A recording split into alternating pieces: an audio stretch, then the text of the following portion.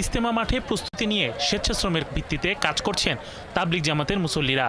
তারা জানান, মাঠে নিচু জমি ভরাট, বিশাল সামিয়ানা টানানো, রাস্তাঘাট মেরামত ও পয়ঃনিষ্কাশনের কাজ চলছে দ্রুত গতিতে। একই সঙ্গে চলছে ময়দান প্রস্তুত, রাস্তাঘাট মেরামত ও মাঠ সমতল করার কাজ। বাঁশ গাড়তেছি, সামিয়ানা টানাইতেছি, যাতে আল্লাহর যে সমস্ত বান্দারা ইজতেমার ময়দানে আসবে তাদের ইজতেমাতে সহলত হয়, আরাম হয়। 31 জানুয়ারি ফেব্রুয়ারি একদিন ইজতেমা, সারা বিশ্বের লোক এখানে আসবে। তো সবাই আমরা ইনশাল্লাহ আসার জন্য চেষ্টা করবো, বাকি অপর ভাইদেরকে ইনশাল্লাহ দাওয়াত দিয়ে নিয়ে আসার জন্য চেষ্টা করবো। সুন্দরভাবে সুস্থভাবে যেন আমাদের মুসল্লি ভাইরা আসা এখান থেকে যেন তারা সুস্থভাবে ফিরত যেতে পারে, আমরা এই কামনা, এই আশা করি আল্লাহর কাছে। একই সঙ্গে চলছে টিন শেডের বিদেশি নিবাস তৈরি, পর্যাপ্ত পানি ও বিদ্যুৎ সরবরাহের প্রস্তুতি। টয়লেট ও পানির ব্যবস্থা আগের চেয়ে বাড়ানোর দাবি করেছেন তারা।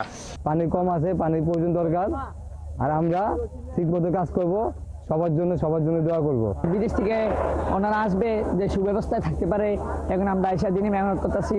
গাজীপুর মেট্রোপলিটন পুলিশের কমিশনার জানান, রাজনৈতিক পরিবর্তিত প্রেক্ষাপট এবং ইজতেমা নিয়ে সাম্প্রতিক সহিংসতায় 3 জন নিহতের পর এবারের ইজতেমা একটু চ্যালেঞ্জিং। তাই মুসল্লিদের নিরাপত্তায় কঠোর নিরাপত্তা নিশ্চিত করতে চান আগেই। 3 জন মার্ডার হওয়া, 2টি প্রতিপক্ষ বাইরে যুদ্ধাংশী অবস্থায় থাকা, এই সকল পরিস্থিতিকে বিবেচনা করে সামনের ইজতেমাকে আমাদেরকে সম্পন্ন করতে হচ্ছে। আর জেলা প্রশাসক জানান, যাতে কোনো সমস্যায় না পড়তে হয় সেই বিষয়টি মাথায় রেখেই সব প্রস্তুতি নিচ্ছেন।